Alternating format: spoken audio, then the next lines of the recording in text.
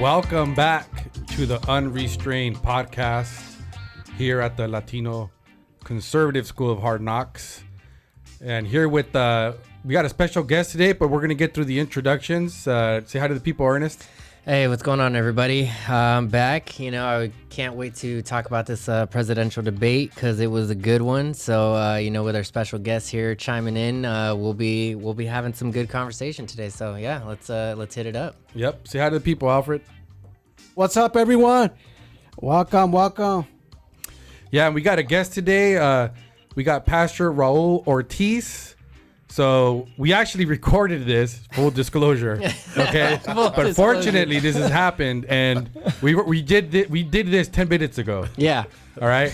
But fortunately, Alfred caught it this time. But yeah, man, introduce yourself, Raul. I'm Reverend Raul Ortiz Jr., and I'm running for State Assembly District 64, and I'm super glad to be here and join in the discussion about the debate last week. Yes. Cool, man. So you are officially our first guest and our first politician to come interview. So you might regret it. We'll see how that goes.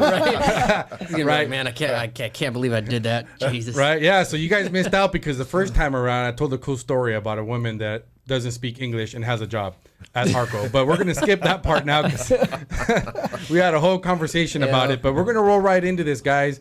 We're going to obviously talk about the campaign. I know our last podcast, it was before the campaign. And so we're, I made some statements there. I think I was 50% off. We'll talk about it. I had a conspiracy theory. I'm not sure if I was right or if I was wrong, but we'll talk about it. You guys can let me know. Okay. But yeah, we're going to get into this, guys. We're going to go down memory lane a little bit. We're going to go back to the narrative building up into this debate. Before the debate, a lot of talk was, hyper focused on Sleepy Joe's cognitive issues and constant slip ups. We were told that it was fake. We were told that there was a lot of editing going on, which we talked about on one of our podcasts. But we're gonna go through the whole thing, okay? For those of you that didn't watch it, for those of you that don't, for the laymen's out there, right? For the laymen's out there, and for actually another term, people in the Matrix. Yeah, people that are still in the Matrix. There's also the normies, right? That's another term being thrown around, the normies, right? So for those of you that don't understand, it's just people that, most of us, we got jobs, we can't pay attention, we can't spend 8 hours a day trying to keep up with the news and fact check everything, right? So for you normies, that are listening, hopefully you get something out of this conversation. But we're going to play the first video, guys. We played this before, but we want to refresh your memory in the press conference with, I forget her name all the time. Karine Jean-Pierre, KJP, right? KJP. When she was asked about Sleepy Joe and some of these videos. So this is the cheap fakes saga. Go for it, Alfred. Let's play this video.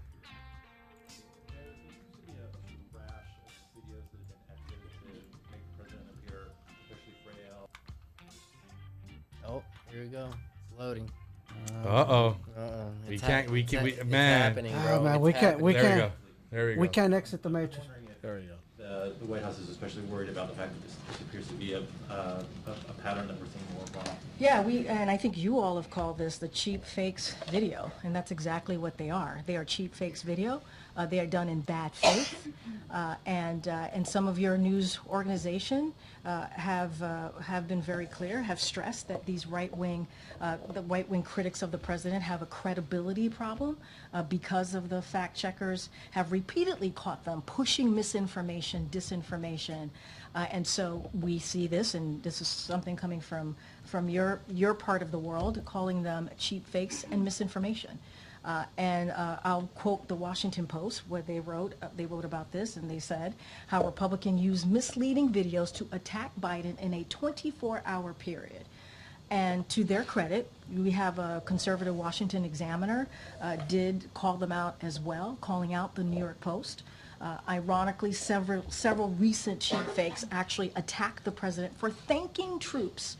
All right, we can stop it here, Alfred. I think we made the point here, right? Both in Normandy. So we just wanted to bring this back to front of memory, guys, refreshing your memory. Where leading up to the debate, anybody who claimed that Sleepy Joe had any kind of cognitive issue, or that the things that we're seeing with our own eyes and hearing all the mumbling and the fact that this man can barely stay alive, you know, it's all a lie, right? It's all right-wing propaganda. I believe she called it the white wing propaganda. She did. Yeah, she did. Yeah. So it sounds a little off to me, but you know. Right. So, but you know, we're gonna play this little clip here that is a very good example of what actually happened. What happened during this debate, guys? What was the result? What ended up being the, was it, I don't know, we'll have to talk about it. Was it intended, unintended? But it seems like the cat is out of the bag now. I walked in here and Alfred pulled up this little clip and I'm like, you know what? It's like the Wizard of Oz, right? But was that the one he sent earlier? Yeah. The one with the Wizard of Oz and the okay. Yeah, but if we can get this thing to work, Alfred, there we go. The wrath of the great and powerful Oz. I said come back tomorrow.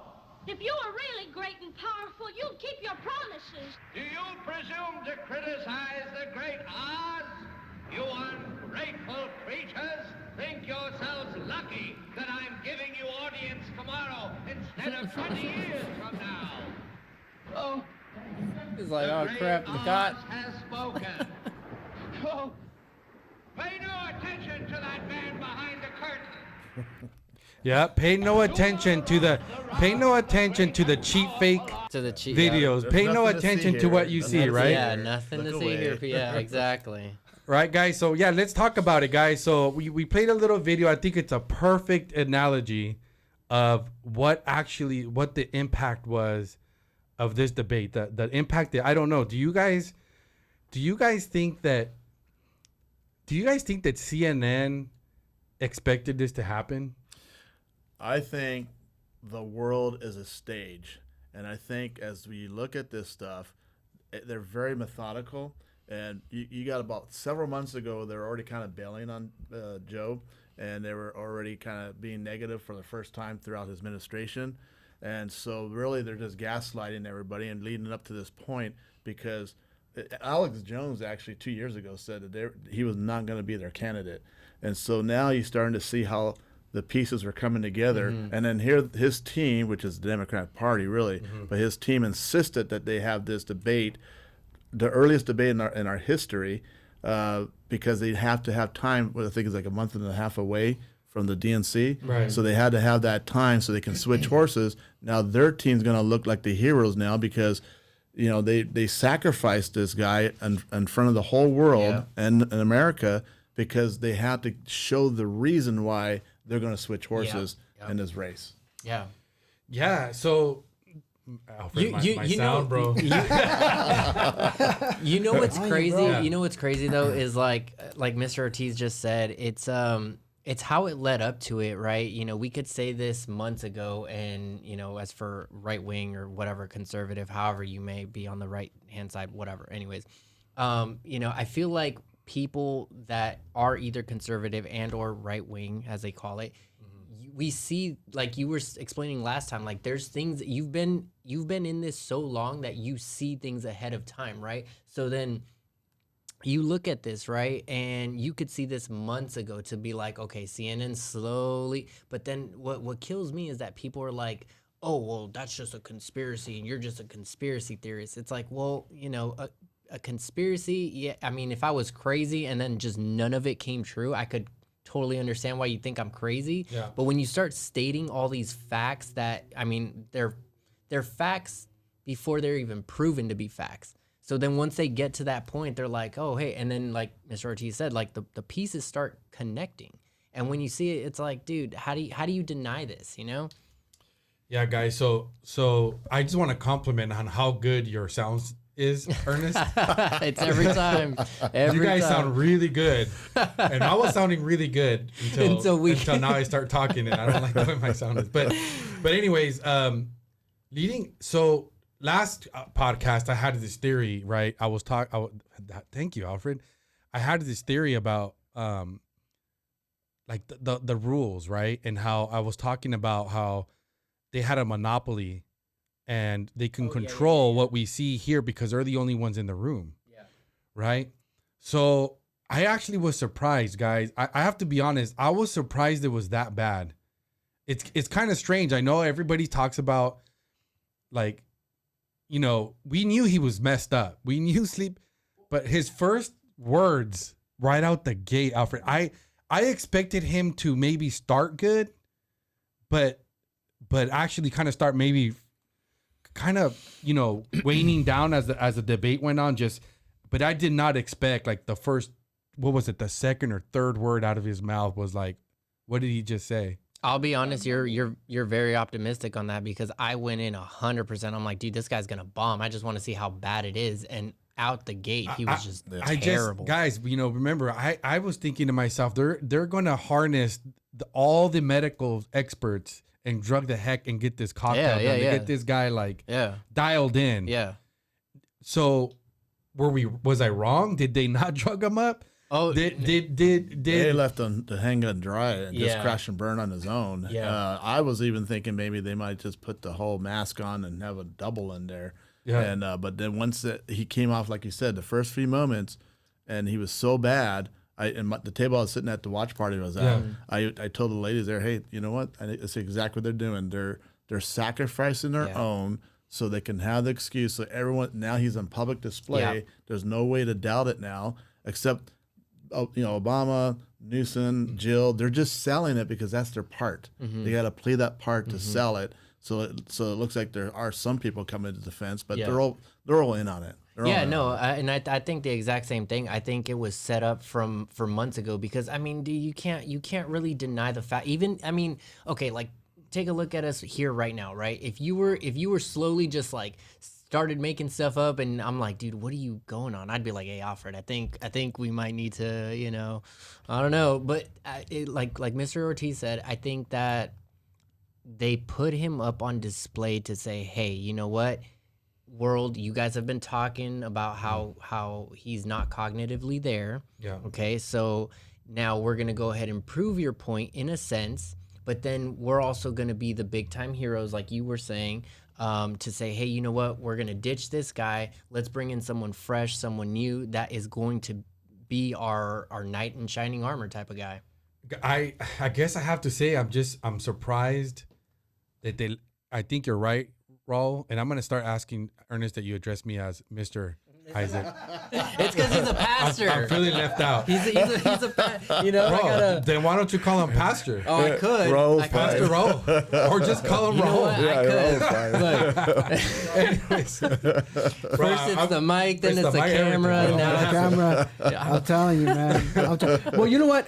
To its credit, man, I think for the most part, we're starting to see something in the truth just unveiling before our eyes. I mean, for many months, we, the conservative movement, have been saying that we're seeing things, right?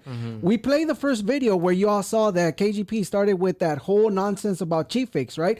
These people are going after our president, right? He's, he's strong. He's, they're bombing on his age, blah, blah, blah. He can do backflips. Exactly. He's making flips. He's working out. He's going on bike trips, right? No, don't mind the falling on stages and all the stuff, the bumbling. He has a good golf Bike game. trips. Exactly, right. You've seen him over at the G7 convention watching at parachutes, from behind, while everybody's like, what is this guy watching, right? So that's one of the things that, for the most part, we're starting to see exactly how this whole unveiling of this narrative for the Democrat Party, exactly what we've been saying. Now, everybody's starting to see the problem.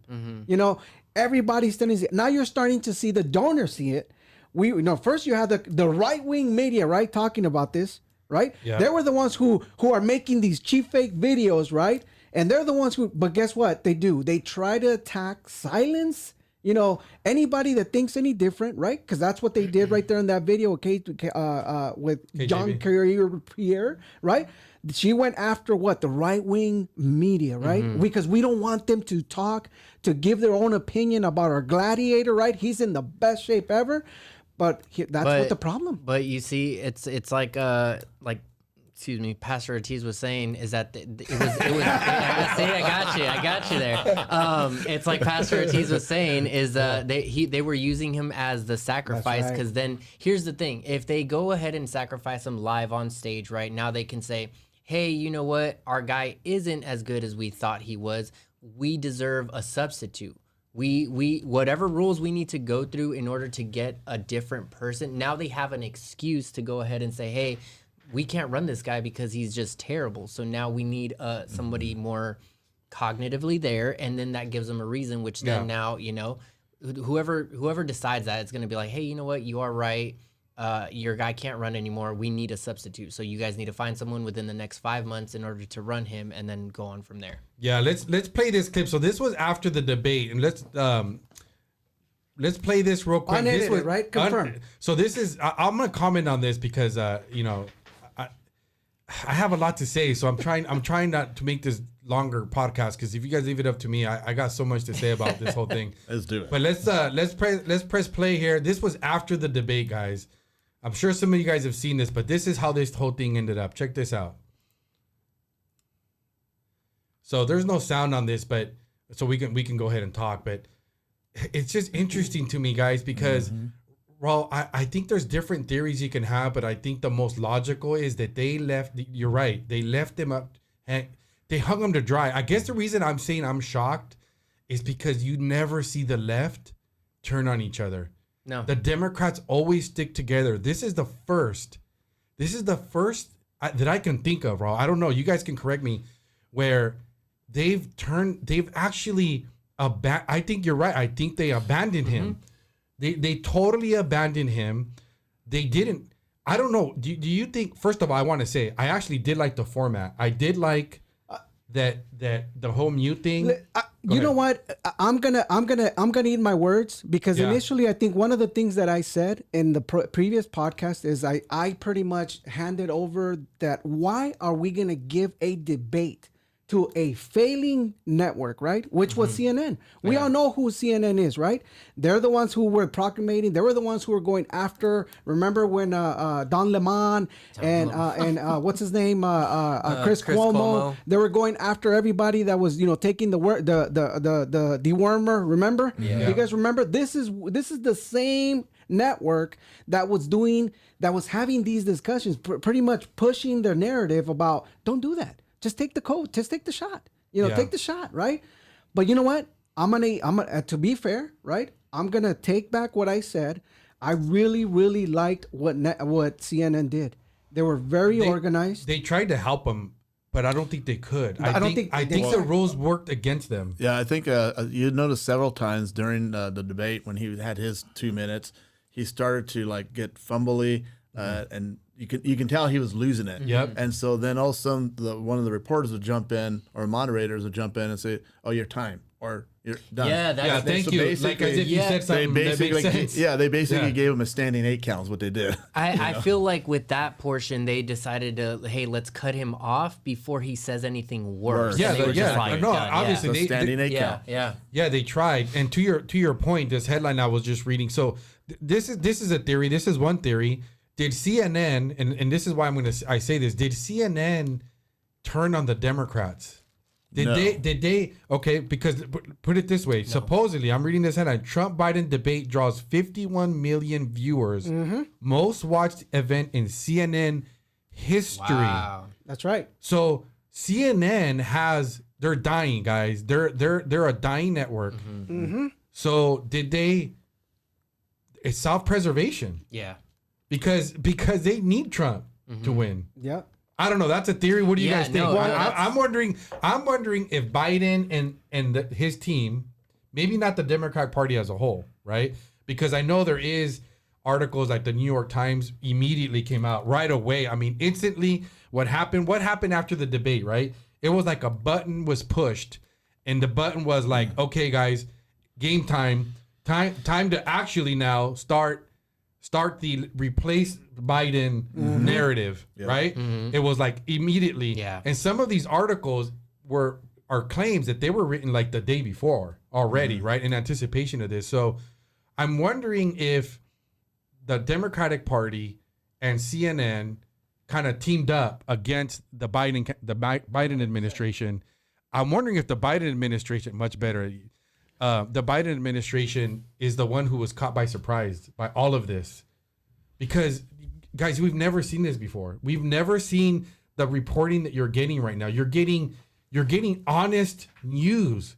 You're getting Biden being fact checked on lies that he told by CNN and MSNBC. Yeah. I think they still all have a part to play. And right after that event on CNN, the one guy was saying, hey, someone owes us an apology because it was obvious he doesn't have the cognitive skills and to run this country. And they just feel lied to. What do you mean you feel lied to? Yeah. You haven't seen it with your own eyes? Yeah. See, these guys are a bunch of jokers. Even, that's why I forget what the guy's name is. He calls them the prostitutes. Because they're prostitutes, peddling their disinformation. Yeah. So I think they're like all on the gig, because they're following a script, the kind of the hero's journey, and what they got to do in order to just like say if they didn't do this event and they still try to get Biden out, it would have been a lot harder to do. So they had to display that debacle. And then we have this situation. Yeah, no. So I think you're absolutely correct on that. And the main reason why I say that is because I don't know if you guys have ever seen the video that went around about how news media is, if you think that they're any different, right? They have this one video with all left-wing media and it's picture after picture after picture, right? And all the videos that are it's probably like 15, 20 videos within this small square, right? And they're all repeating the same thing after another, which like just back to back, like, a threat to our democracy. Then the next picture over, a threat to our democracy. And so they're following they're following the same game plan. So when you say like, did CNN give up on the Democratic Party? I don't think that they did. I think that this was just the plan. Like you said, it was pressing the button to say, hey, you know what? It's Operation Get Rid of Biden administration. It's obvious. So we got this clip lined up. So we have CNN. You've never seen this before, guys. If you watch CNN, if you're those people, how do you not look at what is it like in your world when just yesterday, like one day you're being told that he's cognitive, that he's great, and that he's okay, and that it's all right-wing news, conspiracies, and cheat fakes, and then all of a sudden now we have this. It's just do as you're told. That's all it is. Hit play there, Alfred. And demeanor tonight notwithstanding, there is the crucial question of the truth of what was actually said on stage. And our fact checker Daniel Dale joins us now. So Daniel, what stands out to you? Alfred.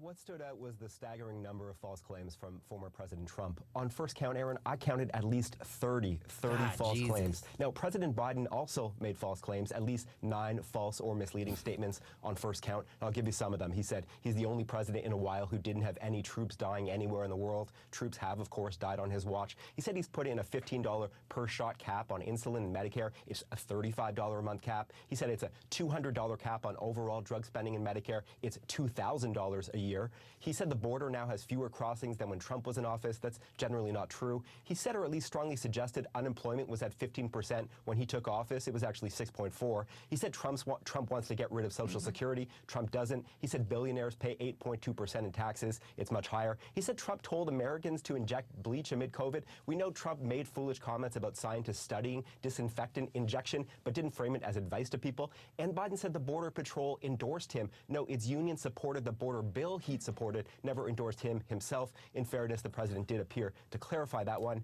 Now, go ahead, stop it right there. So isn't it interesting? They finally fact checked the COVID Trump narrative where they themselves were spreading the narrative that Trump was saying to put bleach, to inject bleach in yourself. Yeah. And this is the first time. What is this? 7 years later. Right? Oh, no, it's not 7 years. It's like, good Lord, I'm sorry. No, I'm sorry. 3.5 years later. Okay, they finally fact-checked it, guys. Yeah. So if you watch CNN, what is your world like living in the Matrix where you're literally seeing these guys flip? And, we're going to spare you guys from the rest of the video because when they go through, we could spend a whole podcast on just this clip. On just the lies in itself. Because later on, they start fact-checking Trump, claiming all these lies. But a lot of them weren't actual lies. Some of them were exaggerations. Most of the time, they're not a lie. It's them claiming that he's lying about things that no, he's not claiming. For example, that the election was stolen. they still claim that was a lie. So yes, it could go either way, right? Yeah, the law of the lie is that someone's going to believe it, and since they have a foothold on media and information they control, that just blasts 24/7. So people are until you believe the lie. Yeah. I mean, you had Nancy Pelosi come out right after, or I don't know, like a day later or whatever. She was on with the lady that did the what's her name? That lady that was on the panel for the debate. Oh, I forget her name. Something Bash. Something Bash. Anyways, she had Nancy Pelosi on, and she was saying, well, Trump. So Nancy Pelosi was like, well, Trump is gonna, do a national abortion ban, and that in itself, I'm like, dude, he said it on stage. So for the people that actually watched it in real time, he stated that he wasn't gonna do this ban. So the fact that they don't actually put her on blast to say, hey, you know what, he didn't say that, so why are you repeating that? And, of course, nobody's going to fact check Nancy Pelosi because she's a tyrant. And so guys, I guess what I want to say is I'm just shocked on how they just left him. We've never seen this, guys. I could not. I understand that a lot of people were like, again, I talked about it. During the State of the Union address, I think a lot of people did not expect him to do. I mean, it was the same hype, like, oh, he's gonna fall apart. He didn't do that bad. I mean, it was like, I told you guys, he just had to get by in this debate, and he would have been fine. I did not expect it to be that bad, but guys, so what I think is going on here is we're gonna play this video because what I think is happening is the Democratic Party and the media has turned on the Bidens. And I think the Bidens, I don't think they're going to quit. Okay, they're a full-blown pressure campaign, and so here we have Jill talking to her good little boy. What a great job he did! All right, so play the clip there. That's embarrassing, man. This is a watch party afterwards. President Biden, the First Lady Jill Biden. We knew that Jill Biden had traveled to Atlanta with the president. Family not allowed in that room. Let's listen. Let's listen for a moment. Such a great job. You answered every question. Look at Joe. And let me ask the crowd, what did Trump do? Why? Yes. Nobody was on the same page right here. Supporting her husband, as you would expect. So we're gonna let this keep playing because I know people have seen this, but not a very lot of people are kind of playing what happens here next, guys. Pay close attention. They were hoping that tonight would put to rest all of these. How many people are in that room? Yeah, let's do it. Probably like about 100, 150. I see that in the patch there. Look, folks, I shouldn't say this, but my brother always uses lines. Love the stories. There was a famous movie, John Wayne, and he's working for the Northern military, trying to get the Apaches back in the reservation. They were lying like hell to him. And they're all sitting on a bluff, and John Wayne was sitting with two Indian, they were Apaches, and one of them looked at John Wayne and said, "These guys are nothing but lying, dog-faced pony soldiers." Except he's just a liar. All right, guys. So this isn't. I really think, and I know there was reports going out that he went back to Camp David and to meet with the family, right? And that they were going to talk about the future of his campaign. And I think what really happened there is, like, unlike most families, normal families, that you would have your concerned, loving wife and family member saying, don't, you're too old, let this go. No, I can tell, I 100% believe they're like, no, you don't quit. We don't care what they say. You go out there. We're going to go out there. We're not going to let this go. Yeah. I don't think Joe Biden wants to let go of being the first lady. Yeah. And I don't think what's his name, the son, wants to go to jail. Yeah. 100%. Oh, Hunter. Yeah, Hunter. Yeah. But you know what I wanted to add in regards to it, I mean, right now I think the Democrats are in a big situation. They're in a hard situation because now you have primarily everybody, including donors, right? Not only did we see Obama and what's his name, Klein, right, that came by and visited him right after. I think it was a conversation where you just saw it in the news for a little bit. The following day, you had Obama and Klein visiting him, having that discussion. I'm sure it's kind of like this. When you go out and play in baseball, right? You have the pitcher, right, that's pitching, right? And all of a sudden, the pitcher gets tired. His hand is tired. It's done. You know, you can tell I can't get no more out of him. What happened? You get that coach. That coach comes out, right? Grabs him. Everybody huddles up, right? I think exactly this is what happened. You know, there's that time where you have those coach coming into Joe Biden and say, I think, sir, it's time. It's time. You're done. You hang the glove, right? But I'm sure now we're starting to see the dire issue. Yeah. We're starting to see that, you know, Joe Biden is stuck between, remember, being able to, right, being able to run the country or elected. And I think that's one of the biggest situations that the Democrat Party is in right now. Can we get this man elected knowing that he has this issue right here? But this is the Achilles heel. This is the problem. So I'm going to, this is the polls, right? So the poll conducted online in the 72 hours after the debate and emailed to interested parties on Sunday found that 40% of Biden voters in 2020 that were surveyed now believe the president should end his campaign. Okay, these are people that voted for him. Okay, 40%. That represents a significant shift from their last survey in May, which showed that only a quarter of the Biden 2020 voters said he should drop out. Biden is also taking a major hit among swing voters by a 2-to-1 margin, and they believe Biden should exit the race. So it's a catastrophe, guys. I don't know how they recover from this. And this is one thing that I know has been mentioned, guys, is, in my opinion, this also uncovers how corrupt the Democratic Party is, because this is well, we can have a conversation, but we see how the Democrats manipulate their primaries to get who they want. Right. Right? Mm-hmm. But let's just pretend that's not true.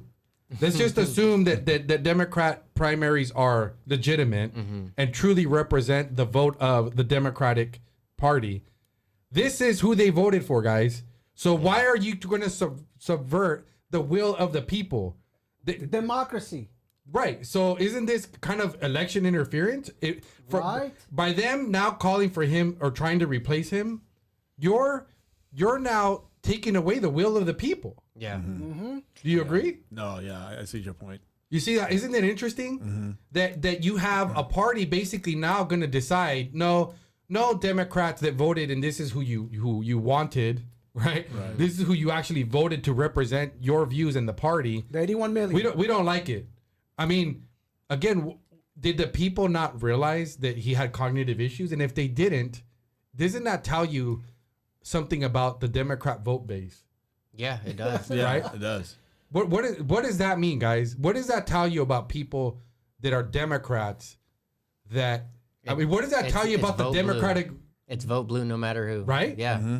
I mean, if you look at Joe right there, dude, it was, what was crazy to me is that when she asked her husband, like, hey, you answered all the questions. What if they were all wrong? You're still giving them like, hey, you answered them. You answered them wrong, but you answered them. Like, good job. She's just proud because he answered questions. Yeah, but that's so embarrassing. Like, why would you have you're getting ready to take a test. Out of 100 questions, you got 100 wrong, but you're still gonna give this man a participation trophy? Yeah, bro, he did a great job. That's ridiculous. Like, you don't, hey, good job for failing all the questions, but you answered them. That tells you what her expectations were going into the campaign. No, I feel maybe she was like, whoa, good job, you answered all the questions. Maybe she wasn't even expecting that. Yeah. Well, when you go back even to 2020, and you're looking at Joe back then, and it was already questionable that this guy is like, this is a weak candidate.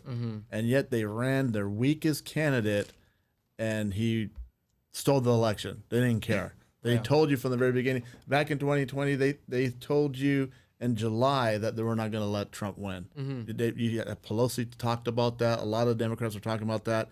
And they were already projecting. And when they had the first debate, right away, they asked Trump, if the day that, on election day, if you don't win, what are you going to do?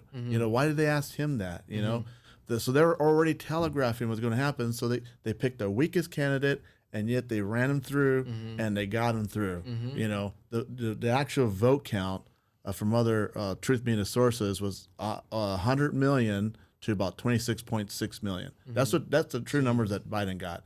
But they ran with the whole narrative, the whole story, because they control, you know, the networks. And all that. And so now we see him even weaker, and they could dig their heels in, but I don't think it's going to help them. They're still going to move and get him out of there, and perhaps maybe allow him to finish. But there's a lot of other possibilities that can happen from now until you know. But election day. I think unless he gives up, what do they do? I mean, they have to force him to resign. Yeah.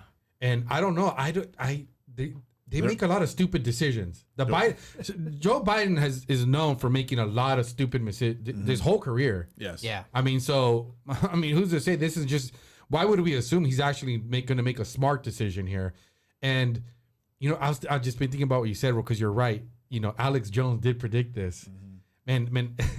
For you conspiracy, he gets a lot guy's right, always right, man. Yeah, and when he you gets listen, a lot right. When you listen to some of the wild stuff he says, you're like, man, if he's right about that, too, man, that's freaking scary, right? Yeah. But he's got a good heartbeat. Yeah, I think his family's pressuring him to stay. I think the party's turning against him, and also the other thing is, let's not forget, just last week Obama was on stage with him. I think Obama, and it goes back to what we talked about. Yeah. I think Obama, I can't imagine that. Obama has got to struggle, right? Because Obama's at least smart enough to understand, okay, Sleepy Joe's not going to win, but then he's also your puppet. So you know you can control Sleepy Joe. Yeah, but I think with the Democratic Party in general, and this could just be me, but I think no matter what, if you're a Democrat, you're gonna control that person. So I would say if it's Newsom, I can't imagine that Newsom will go along with the party line. But is he going to be Obama's puppet? 100%. No, I don't believe that. You don't believe? No. Boy, I mean, think about it. The guy just did a cleaning in San Francisco for what's his name, Xi Jinping. Xi You know what I Jinping? mean? Like, what do you think he's not going to be a puppet? Yeah. I mean, I think he'll be a puppet for the party. I don't think he'll be a puppet for Obama specifically. There's a difference. Well, you know, but technically Because Obama you gotta is the think about party it. right now. If you look at it, Obama. Yeah, is, but now you're Newsom. You're the new guy in town. You're young. You're good looking. Yeah, but now you're also looking got to nice suck hair. up. You got nice hair. But you're looking to suck up to the guy. You know, he's the guy. So he's gonna be up in there just. But Ernest, once you become president, why do you need to suck up to Obama? True. For? That's my point. I get that. Yeah. I don't see Newsom above that. I think he's a sucker. I think he's. I could be wrong. I just think. Yeah. Well, you know, there's always when you look back at, you know, historically back in the Kennedy's administration, Democrat has his family bloodline, you know, has a seat at the table, and then he steps, you know, from Woodrow Wilson to now, you're talking about presidents are being selected. Right. You know, both sides are controlled. That's the Hegelian dialect. You know, you got the synthesis, or the thesis, a synthesis, which is opposing thought and thought. And then it creates a new thought, which is a synthesis. That's how they control the sides. So then you have Kennedy, who gets elected or selected, fits in there, but then he's the guy that, you know, who still loves America deep inside. And then he turns around and he does Executive Order 1110, which is our money system. He takes control back from the Federal Reserve Bank. And then what happens? Then they like, okay, now he got too big for his britches, so now it's like any mafia. Cousin Vinny gets out of line, then Cousin Joey's gonna go there and whack him.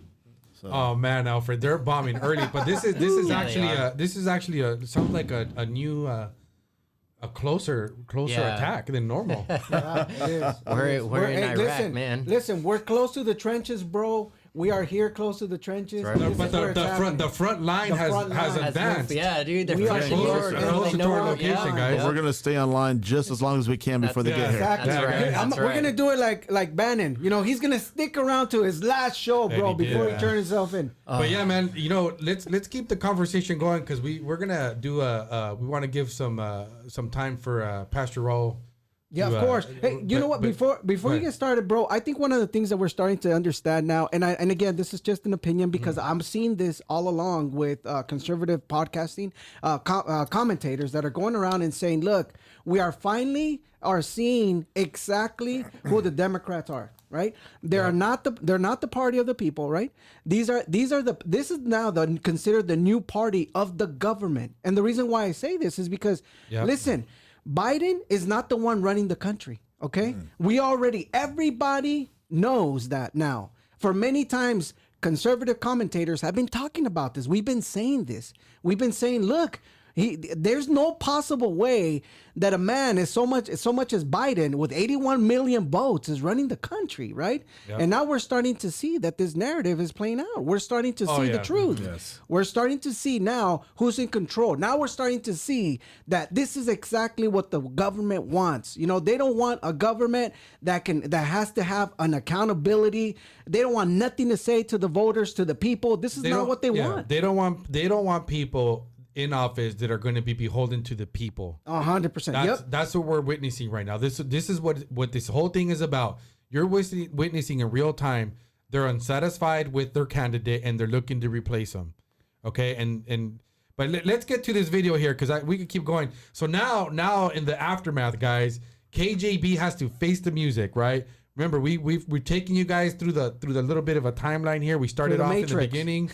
For those who didn't watch the debate, we're shortening it up. And we're seeing now. Look, now KJB's got to answer to the press because, like we played that clip of the Wizard of Oz, right? The curtain was open, right? And the people, and it took Toto. It took Toto to bring the people to see. Look, who's behind that curtain? Because think about this, guys. This was CNN's highest rated event ever. What that means is that the normies, the laymen, all of them witnessed it. That's right. Right. So let's play the video.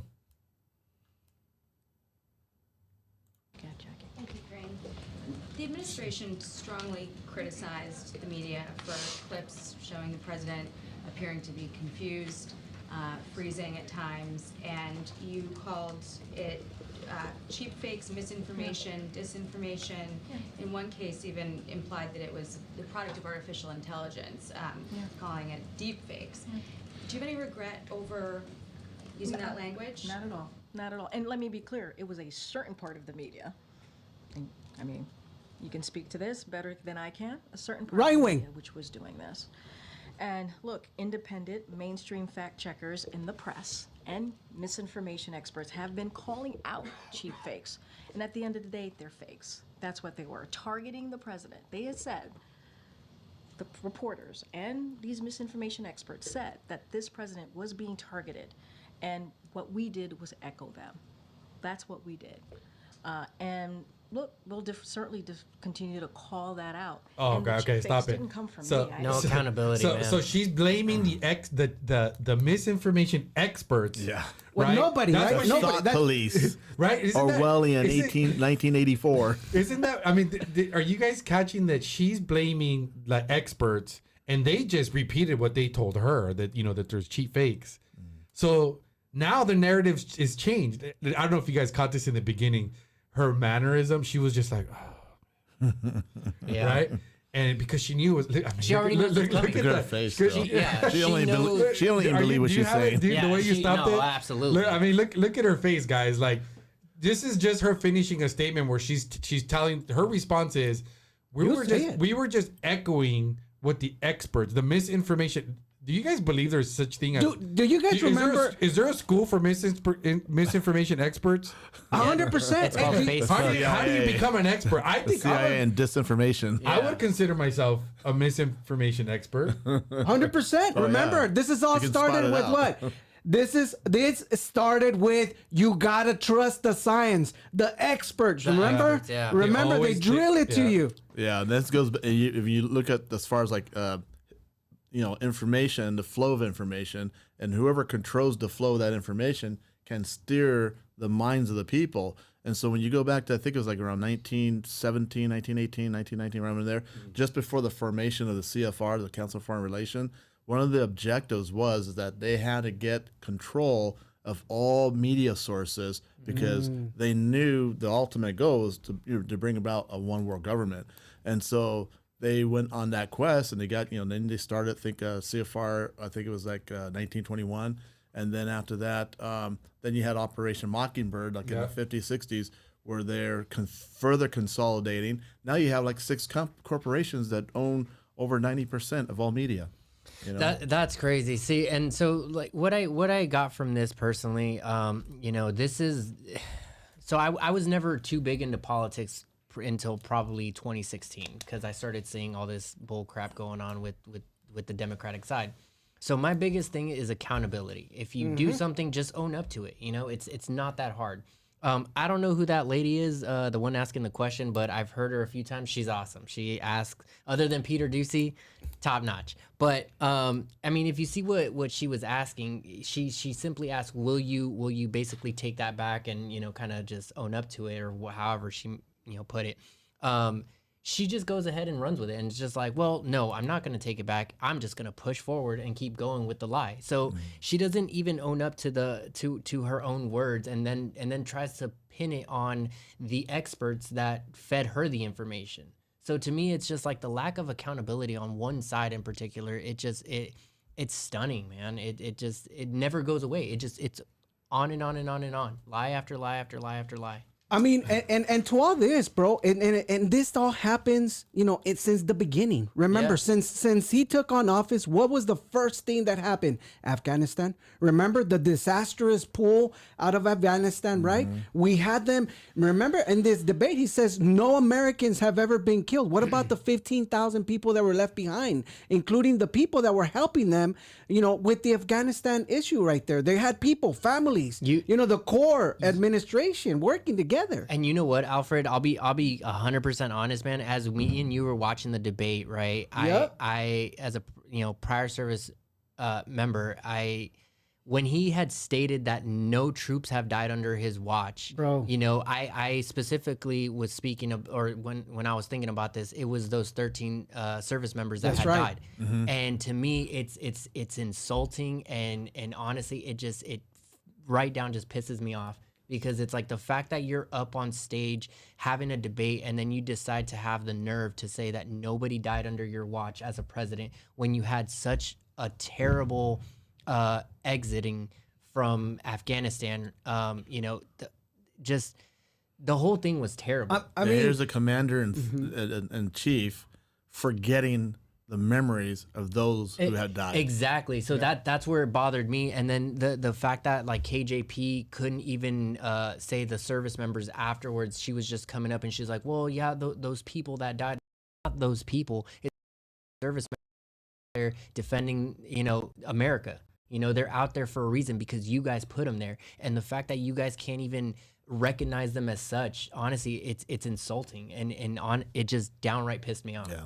I agree. I mean, to everything to that, man, just to add a little bit of salt and lemon right to that wound, bro. Do you guys remember that one time he was doing a speech and nobody clapped at him and he screamed at the serviceman, said, "Clap for me, you bat!" Remember? Come on, yeah. you guys saw that? I've never seen that. That's crazy. I saw that. Wow. I mean, it's out there. It's I gotta look available. that up You know what I now. mean? Yeah, I gotta look You that read up it. now. You see the video. He's talking to people. He's talking to servicemen. You know what I mean? Nobody claps at him. Everybody's looking at him like, dude, like, and he goes off and he says, somebody claps to me, you dumb bastard. I'm like, wow, what a disrespect. You know what I mean? But, and then it comes down to the next thing, man, the inflation. The inflation debacle that's going on around our nation. It's a secondary tax. We all know it, but they want you to see like nothing is happening. Well, yeah, there's nothing going on. And then how he said that immigration was 40% down than what it was in the Trump era. And I'm like, no, it's not. It's a lot worse than what you guys are making it seem. And then the fact that you guys sit here and then you guys have puppets like KJP up here just regurgitating it to say, hey, this is not what you're actually seeing. I promise. Your eyes are lying to you. Everything that you're reading in the media. Your pocketbook's lying. Yeah, your pocket. Everything. Your bank's Just lying. 100%. Everyone else The is gas lying. pump is lying. Yeah. Everyone else is lying except for us. So anything you hear lies. So the amazing thing too is after that debate, And the next day I went online on Facebook, and one of my buddies who's a Democrat, and he posts that this is the only two choices we have. And then you go there and I read the comments, and it's just like people are so filled with hate toward Trump. They're still wanting to vote for Biden. Well, and this is what I actually talked about. Blows my mind. This is what I actually talked about with Mr. Isaac. You know, Get it right. No, we talked about it on one of the podcasts. Respect, young man. Young man. You know, I had stated it last time when Trump was talking about the abortion and how he wasn't going to ban it. So the thing with Californians, right? I feel is that their biggest decision to vote, the reason that they have behind it is abortion. If we can't have abortion, then we're not going to vote for you, right? But he already gave it to the states. So my next question was when we were talking is that if abortion is such a big issue, right, in your mind here in California, now that he gave it back to the states, you live in a blue state, so this has no effect on you if you live here. So now what is the factor that you're going to give me that you're going to say, hey, well, I'm still not voting for Trump?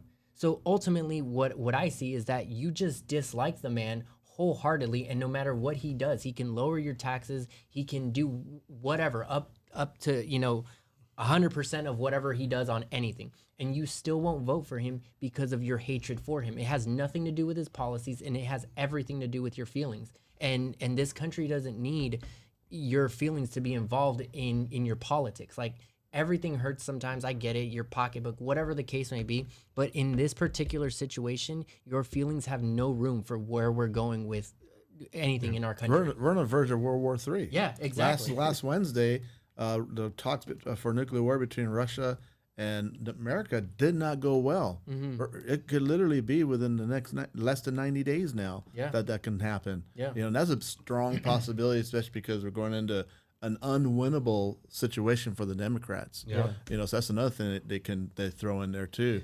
But yeah, But the fact that we are on the verge of World War III, even a civil war, the fact that we're on in all these issues and everything's almost damn near on the brink, right, of destruction, we're still sitting here talking about our feelings and why we won't vote for this man because our feelings got hurt from what he said.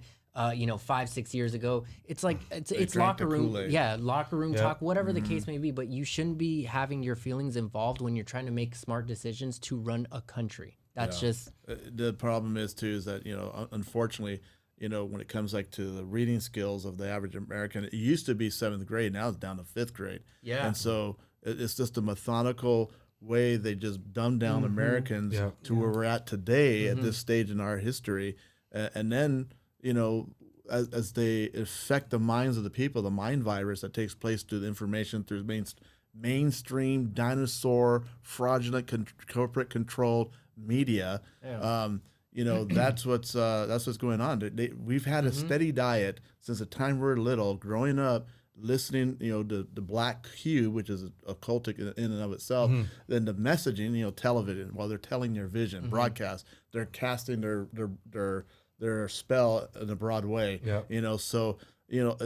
Programming, TV programming, they're programming you. So, you're growing up and you're listening to stuff and you're trusting these people that are dressed nice, with a nice smile and mousse in their hair. And I mean, why wouldn't these Democrats this goes to this is the question now to the fan base, just think about it for a second. Why wouldn't Democrats in general, if they're hungry for power and they want to just take your money all the time and do whatever, why wouldn't they want to dumb down the common people?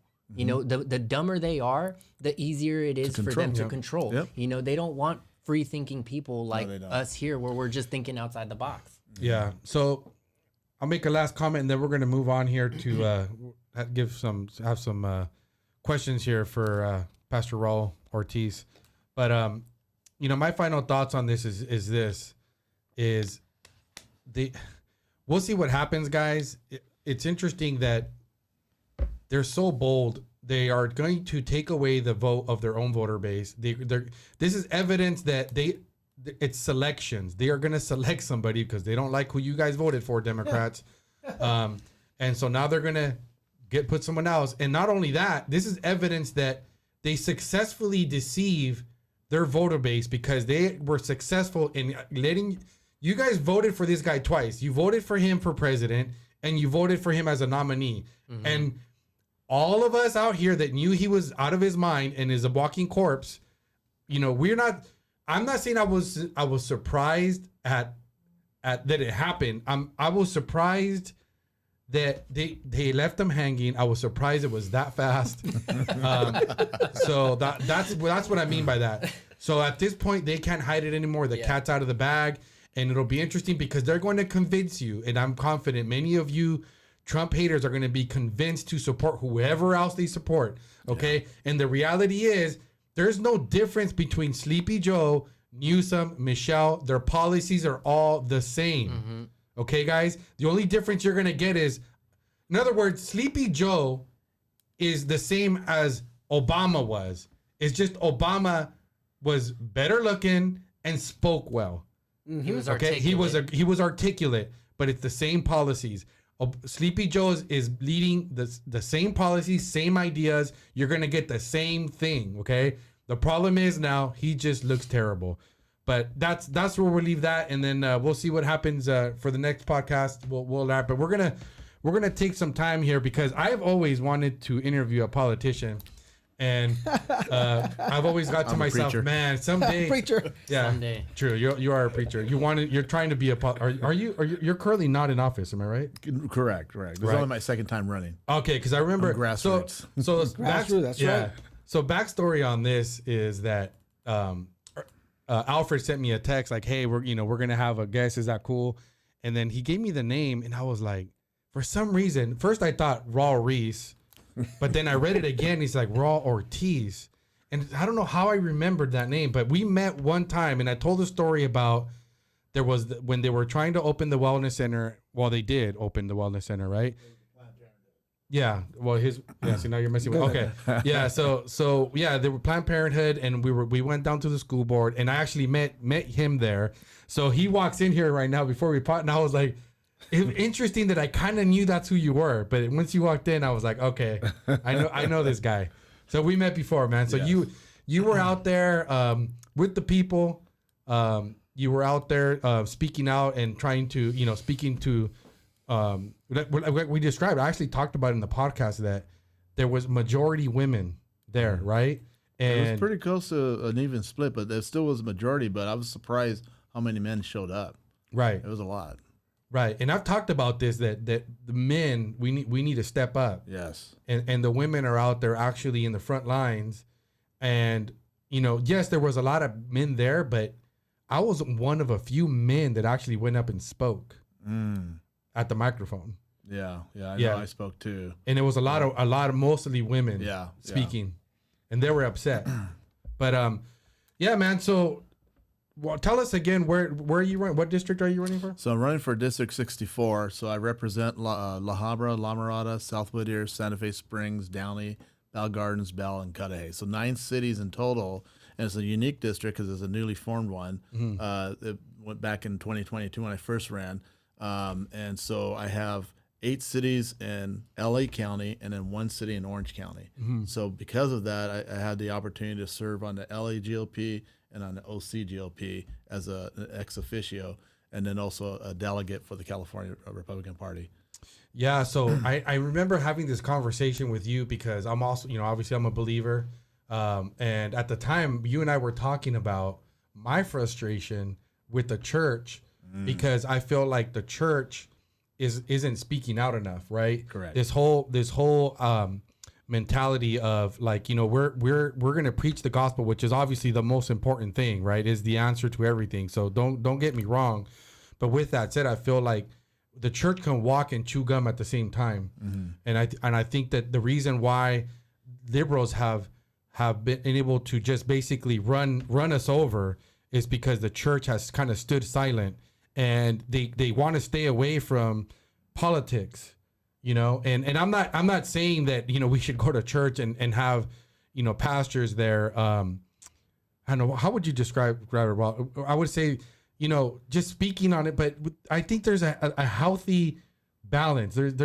It's okay for pastors to give give a biblical perspective on Yes. issues. Yes, you don't.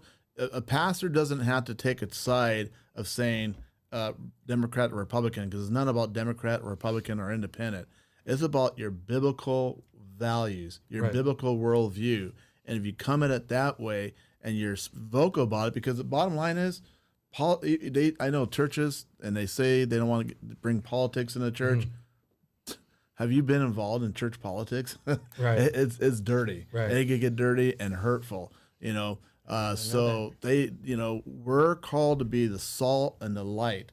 And as the salt and light, we are the influencers. You go back to our nation's history and you realize that it was the pulpits of America that started the brush fires of liberty, to the point where King George said, hey, you guys need to turn your sermons into me, and I need to look them over and then approve them. And, you know, some churches caved in and capitulated and did it. But a lot of them didn't do it because it's, hey, this is between God and me and my congregation. It's Right. not between, you know, King George over there across the pond. So we have come a long ways from that. You know, you had the Black Robe Regiment of preachers who would preach, you know, Sunday morning. They're done, grab their musket, grab their bottle. Come on, man, let's go. And they're the militia. They went out there and led their men into battle. Right. And here we are in America today. You know, I hate to say it, but, you know, skinny jean preachers that aren't preaching nothing, just telling you how to, you know, 5 ways how you can tie your shoe, you know, and glorify God. You know, Right. it's like these how-to sermons.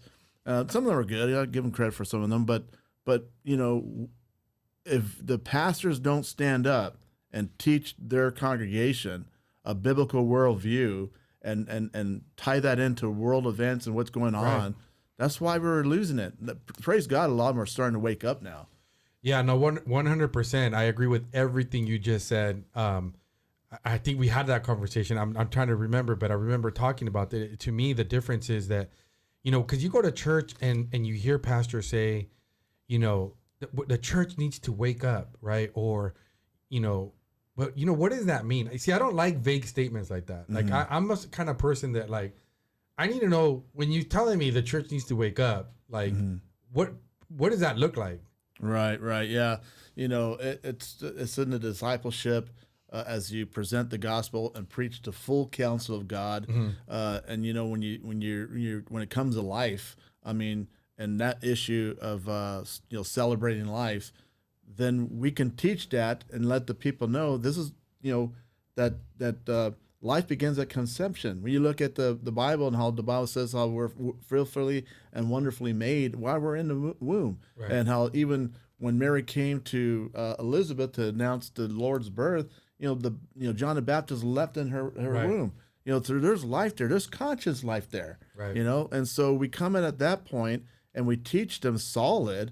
And then, hey, here comes the bill. You know, what was it? The last one they just passed 223, I think it was, would change our Constitution, the California Constitution, to allow abortion. Right. You know, the church should have been on that, teaching those principles and saying, hey, you need to get out there and you need to register and you need to go out there and vote against that bill. You know. Yeah, I think they need to start mobilizing the church to take action, and, you know, physical and real action. No, definitely 100%. So let me ask you this: so what makes you want to run for office? I mean, you're a pastor, so tell us what caused you to say I want to run, because I know you ran once before, Yes, and it sounds like, you know, you haven't given up on that. So tell us what your reasoning is, and like why haven't you given up? Well, first and foremost is because God called me, and I found to be in the safest. You know, the safest place you can be is in the will of God. And when I go back, you know, I go back and I look at my life, and I had some very unique situations. Traveled with an evangelist at the age of 19, when I was in 1986, through the South, and that was a time that evangelist at that point in time, he had already for decades had been preaching against the New World Order. I was this virgin ears. I knew nothing about it. And so one day he, you know, another preacher boy said, hey, brother boy, tell us about the one world conspiracy. So he just went through a whole lesson.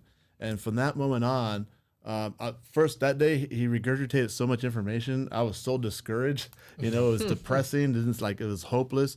But then I became a student of the game, and I started buying the books because you couldn't go on the internet back then. So I bought the books, started reading them, studying them. So I started to really look at geopolitics from a very biblical, prophetical viewpoint. So now, fast forward, now we're in 2020, and the shutdowns are in effect. And my wife and I, I still have 4 kids at home. I have 4 older ones that are out of the state. Already started their family. So I have 6 grandkids, and then I have 4 little ones still at home. And so we homeschool. And my son right now, Kal-El, he's 12. So, go back 3.5 years ago. But he's always been homeschooled. So all of my kids are homeschooled. My wife, she has a nice program. She planned things to go out, so they're not just stuck at home. They go to the museum in La Habra, different things like that, right? And so now everything's shut down. They're just home, stuck at home. I'm in an industry, where I was still able to work because it's considered about health. And so as I would come home, and I'll start to see the cabin fever set into my kids, and my daughter Cara, she. I think she's about 7 or 8. She tells me, Dad, I like to go back to before the time of the mask. And it just crushed me. So I began to pray and ask God, what do you want me to do? Because we need to fight this tyranny that's going on in California. And what ended up happening is in April 2020, I started protesting with a lot of people in OC to reopen California, my brother and my sisters. So we were going out there, we're marching and protesting. And then in 2021, August of 2021, one of my buddies I knew him for about 20 years called me up. I was managing an office in Baldwin Park. He said, "Hey, you should come to this meeting. We're having a meeting tonight. Good patriots. They think about the harpoon and everything else the way we see it. You should come." Well, let me see if I can get my people out enough time and go. But I was really tired. I just kind of wanted to go home. But then I thought, like, something about the Spirit of God just kind of urged me to go. So I went. And man, when I went to that meeting, it was like a breath of fresh air. It was the CRA, the California Republican Assembly, the Fullerton chapter, met there on Harbor Boulevard in Sizzler. And so then after I went back the following month and I joined that unit. And then I talked to the president. Her name was Zonia Townsend, who's now my campaign manager. And she says that we had a 45-minute conversation. She says, "Man, you really got a fire in your belly, would you like to be part of the board?" All right, I'll be part of the board. So I was the second VP of that board. We got nominated in November. We took our positions of 2022 in February. So now, this few months later, and I'm still praying that dangerous prayer. God, what would you have me to do this next chapter in my life? Just whatever it is. But I just knew I needed to link up with people to fight this tyranny that was going on. And then on March 8th, I get a call from a lady named Lori Wallace. She lived up north. She called me. It was at 10 o'clock at night. And she says, may I speak to Raul? This is him. And she says, someone by the name of Michelle said that you might be interested in running for public office for state assembly in your district. And I was like, that was not even in my mind. I never even think of it. But left field. Yeah. So, but because I had been praying, all of a sudden I just, like, she's talking, like, in just the moments right there, who shall go for me? Who shall I send? Is what I heard in my heart. And I said, "Here, my Lord, send me." And I just said, "You know what?" She said there was 5 Democrats running. There was no Republican running my district. Wow. So I said, "You know what? I'll go ahead and throw my hat in the ring. We can't give them an easy win, and they cannot go unchallenged." And that began the journey. And then another gentleman called me at 10:30, and he told me how to file and how to do the paperwork.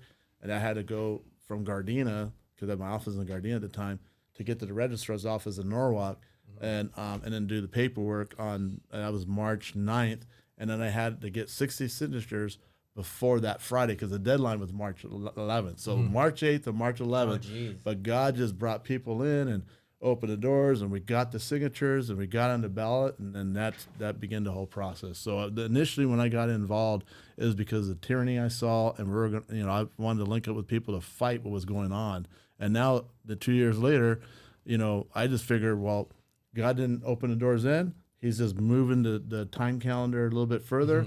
And we never stopped running, matter of fact. We ran all the way through 2023, building up our base, building up more volunteers. So I have more in place now than I did back then.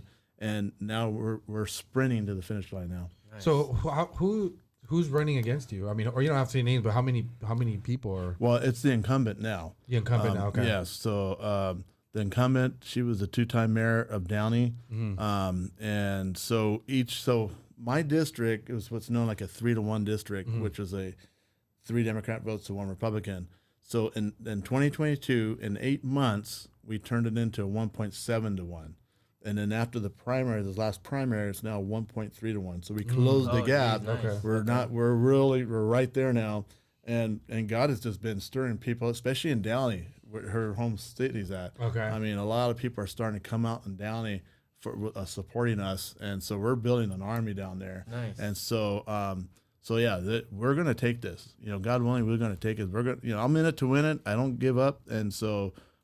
Even in spite of a lot of the attacks I had with my family and I, especially last year in the summertime, but that just made me dig my heels in deeper, and we're on the offense. So, I'm all about having a healthy distrust of every politician. I don't know if you heard this. I don't 100%, but I'm like, I watch people like a hawk, man. I'm just waiting to find that one reason to be like, okay, this guy's a total fake, man. So what I wanted to ask you is, what would you say is the biggest threat? I mean, because you're running for an assemblyman here, local office in California. So, what is the biggest issue? What is the biggest threat that you feel needs to be addressed? Right now, it's so I've been to the La Habra Citrus Fair. I think it was in April, and then in May we were at Norwalk's Fair. We're going to be in La Mirada tomorrow, and La Habra on Thursday for the fireworks show. But talking to the people there, everyone's talking about crime. That's like the first thing they're talking about right now. And then we got Prop 47, the revised version, to turn it back to where it was before. And the other side and my opponent also trying to keep it off the ballot.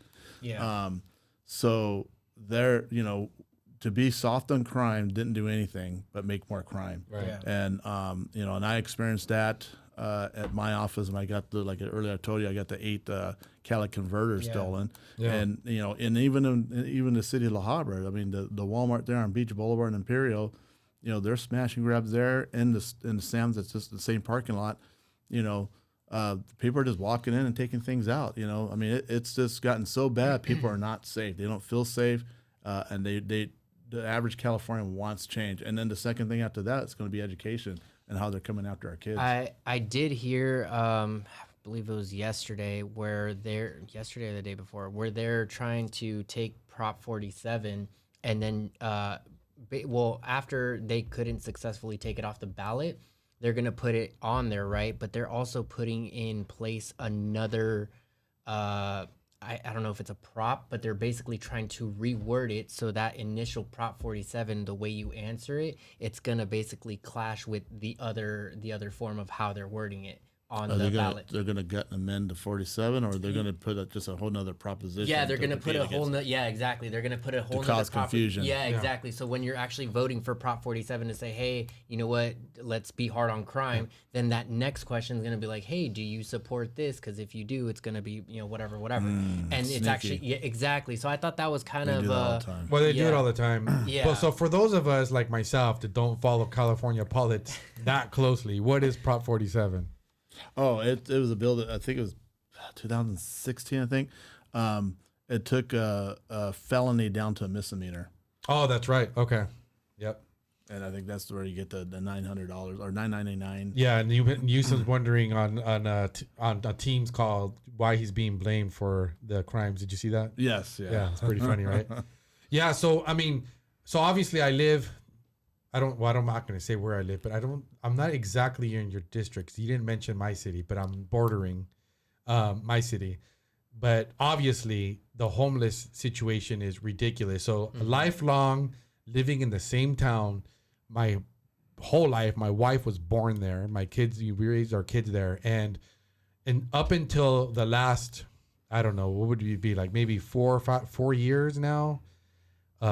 We never saw homeless people, generally speaking. I mean, if I saw a homeless person in my area, because I live close to a riverbed, would be under the bridge. Like you see under the bridge, in the, what would you call it, in the dark alleys, away from where everybody. Yeah. But now it's like everywhere. It's at shopping centers. It's like the homelessness issue, for those of you that don't live in California, it's not being exaggerated at all. No. Okay. The media exaggerates about a lot of things, but I would say that the homeless issue in California, you probably cannot highlight it enough.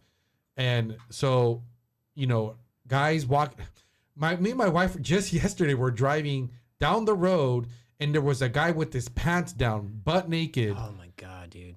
Those are things that you would see in downtown Los Angeles, Skid Row, that kind of thing. And it's turning into that. So, what do you think is the issue, and how do you solve it? Well, it's really sad because it has exploded, and you have a lot of those are veterans that are on the streets, and here we are helping illegals who come across. We're helping them first, and we're just discarding our veterans that are on the streets. But one of the things that I believe that we can do to actually help that situation, and I learned this the first time I was running because one of my classmates, she's a sheriff. She works at the jails here off of the 105 in Wilmington. And so when they defunded the departments, what happened was a lot of the programs that they had in the jails, they got rid of them. And those programs, and then when you got the catch and release also, now they're seeing these repeated offenders over and over coming in, and then they release them, so they never had any time to dry up. And one of the things that they had before they started defunding the police, these programs in the jails to try to rehabilitate them so they can get back into regular civilian life. And so that right there would drive down so we need to refund our police departments is what we need to do, and get those programs back in there. That's just one way that we can immediately start to affect the homeless situation, because if you have longer sentencing and they're there for 9 months or 12 months, there's that opportunity for them to dry up, and then you start to teach them the programs that they had in there, different skills. And then by the time they come up, they'll probably, you have a higher percentage that they're going to succeed in life, so that's just one thing that we can do. Well, My wife works for the mental health department for Orange County, and so she works with all these homeless people. And a lot of these people are people that are mentally ill. So, it's not an easy solution, the homelessness, especially when it comes to, you have your group that want to be homeless. I mean, that's just legitimate. They don't, they're okay with living on the street. Not everybody wants to have responsibilities and have a job and pay taxes and really don't care about showering and all that. Like, it's just, there's people like that, people. Not everybody wants to conform. But then you also have that group of people. For those people, to me, is like, okay, well, those people, you need to figure out how to discourage them and not, nudge them away from the population. I don't know, find a place, or maybe is jail an issue? I don't know. But then you have, I would say the majority of them are people with mental issue that are, either naturally, mental issues or as a result of drugs, right? So how do you deal with those guys? Well, they're definitely, right now, there's no oversight. All the billions of dollars have been poured into, the new housing for them to live in, and a lot of them, like I said, don't want to live there or whatever. But those programs need to come with some wraparound programs. Those wraparound programs have to do with dealing with their drug addicts or the mental state, their conditions that they may have. So, there needs to be more oversight, and there needs to be wraparound programs that help people just like that. So sounds like you support funding housing for these people. Well, the funding's already there, and they've been building, and they probably haven't built as much as the funding has come in, right? But I'm not for any more programs that's going to cause more taxes on us to shell out. But what I'm saying is what we already have, there needs to be wraparound programs for those situations that we already have. So what would be a wraparound program? The wraparound program would be, the counseling a lot of them are going to need. Okay.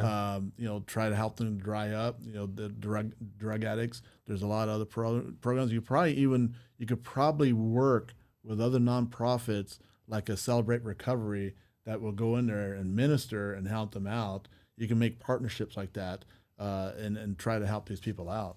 Those Okay. are the wraparound programs that was Okay, so tap into the private sector to. Okay, you were in trouble a little bit, Raul. You were in trouble. He was getting somewhere. I was like, I'm gonna see where he's going with this. I had to probe because for a minute there, I think I helped you out because for you a gave me a minute, standing 8 count. yeah, bro.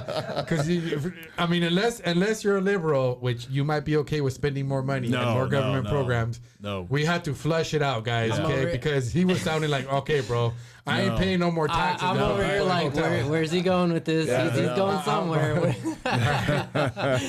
But yeah, I'm glad I was able to clarify that out. We had to flesh it out because I am with you on tapping into the private sector. I believe well, I guess let me ask you this. I mean, what is the role of government for you? What do you think the role of government is? Well, it's detailed really in the Constitution, when it goes into nature's God and our given rights. So I'll give you an illustration. Us as parents, we're the stewards of our own children. And God has given those kids to us as parents, and we're the steward, right? The government is not there to take our parental authority away. They can't give us those rights because they're already given by God. And because they're God-given rights, that means they can only ensure to protect those rights. Does that make sense? Yep. So even like with the right to defend yourself, that's why the Second Amendment is so important, because they can't give us those rights. They can only make sure that those rights are protected because they're God-given rights. So in essence, they just got to make sure the well-being of the people. So again, we have God-given rights, and they just got to ensure that those rights are maintained. That's it. Less government. Yeah. So it sounds to me like then when it comes to social programs or social issues, is it fair to say that you believe that that's the role of the private sector primarily?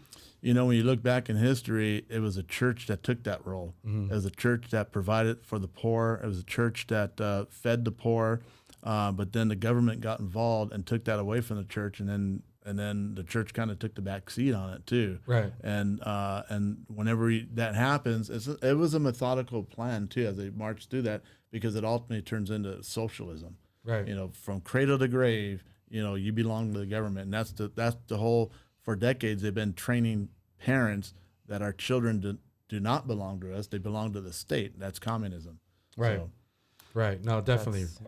Yeah, definitely. So for those people that because obviously I'm a believer and you're a believer, and so you're amongst like-minded people. But the left has been successful in demonizing or convincing the populace, the laymen's, the normies out there, The normies.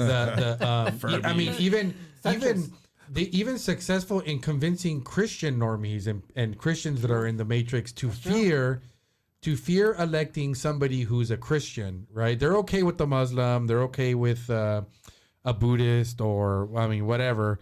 You probably even a witch of some sort. But as a Christian. Talk about, I guess, if I'm a non-Christian and I'm one of those laymen that or normies that is like, man, this guy here, he's about to impose his beliefs on me. How do you combat that? Like, what do you say to those people? Well, it is a battle of ideas, ideology. They got their ideology. We have our ideology. At the end of the day, let's have a conversation, a respectful one. And then let's move forward from there. I was at door knocking 2 weeks ago. I met this gentleman at his driveway, and we started talking. He looked at my palm card. He goes, "Oh wow, you're the real deal. You're actually right here. Like you're like from the '70s. You don't see this anymore." Yeah. And so we're talking, and then and we had started having some things in common. Then he says, "Well, I'm a Democrat." I go, "Well, that's fine. Yeah. You still want safe schools, right? You still want safe neighborhoods, lower taxes." Right. Well, at the end of the day, he texts me later on that evening and says, "Hey, anything you need, just let me know. I'll be there for you, and you got my vote." That's awesome. So it's just making that contact and connecting with people.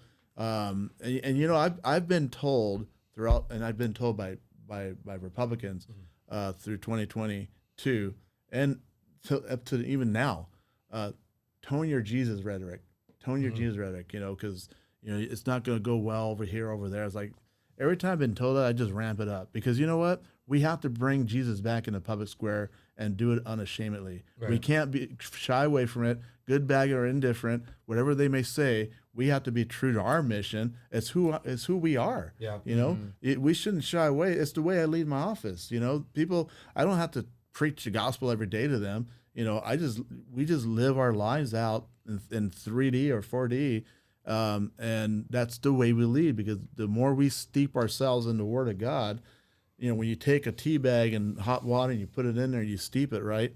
And the longer you leave it in there, the more intense the flavor comes, the more intense the aroma comes. And that's the same thing when you're steep yourself in the Word of God on a daily basis. It's who you are, you know? So why are you going to deny me who I am? Yeah, no, I think that's actually pretty good. You know, I recently, not too long ago, just started getting more into the Bible, and that was based off of a friend that would just, you know, every now and then, you know, just talk to me about it, but he was never pushy.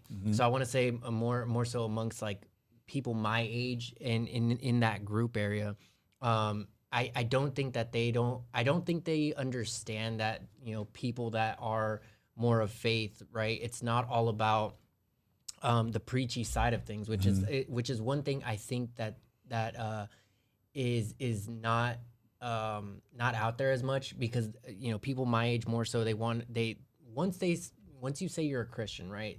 They're more so like, oh, great, he's gonna preach the Bible, he's gonna do this, he's gonna do that, he's gonna give me a Bible, whatever, you know.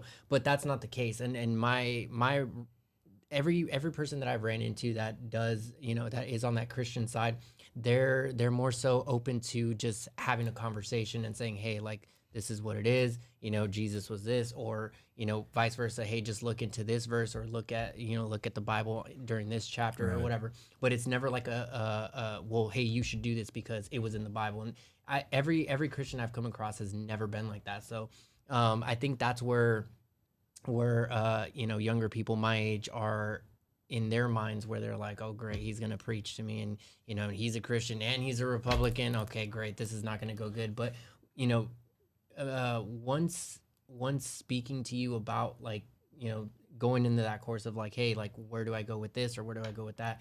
You know, preaching here and there like that, to me, I don't think that that's a bad thing. You can actually use examples and say, hey, like, this is what, you know, XYZ example or whatever the case may be, and actually turn that negative into an actual positive where now you're opening up those minds of people my age. Yeah, so it boils down to, and I've been this part of my philosophy in life as well, is that it's about relationship building. You got to build relationships. And when you're out there talking to people, you got seconds, you know, 30-second commercial to build that relationship and connect with that person, you know, and then you just trust God for the rest. I mean, I wasn't preaching to that guy when he's a Democrat, but now he's going to vote for me. Yeah. You know, and I have every intention. We were trying to set up a time just to go have some coffee together. So we're trying to work our schedule so we can do that because I'm all about relationship. You know, that's you know, paramount to me. You know, and the success I've had just in the business world. And so, yeah, that's how we win it. That's how we do it. We just got to make the connections and be out there and talking to people, being engaged, you know, but we don't need to shy away from our Christian roots and our Christian beliefs and, you know, and publicly, you know, speak in the name of Christ. Yeah, because I mean that's who you are. You know, you can't hide yourself, you know, from the public of who you are as a person because now you're just being deceitful. But the thing is that what I've noticed too, just me amongst speaking with you know various people, whether you're Democrat or Republican, you can actually have a conversation with people that are willing to. But in reality, what a lot of people don't understand, I feel, is we as people, Republican or Democrat, I feel like we have a lot more in common than we think we do. But I think that people that are on that left-hand side, I think that they've strayed away from having those conversations because they don't want to have an association with liking a Republican or having a Republican friend, you know, as opposed to way back when you can actually have your neighbor be a Democrat and just go and speak to them and say, hey, like, you know, let's talk about politics. And then, you know, everybody goes on their own way and nobody hates one another, and it's just, you know, live and let live type of thing. But I feel more so now, you know, Republicans have had such a bad stigma behind them, where now people on the far left aren't even wanting to have those conversations with people that are conservative or Christian, and, you know, just in that sense, they're like, no, you know what, you're not for me. So, you know, times are really, really changing right now, and that's why I think our numbers are really good, and we've been closing the gap. Because even back in 2022, I had a lot of Democrats call me and say, hey, you know, I want a yard sign. You know, go there, and I meet them, and then next thing I know, that they're telling me, yeah, I'm a lifelong Democrat, but I'm not voting Democrat this time. I'm voting Republican up and down. That was 2 years ago.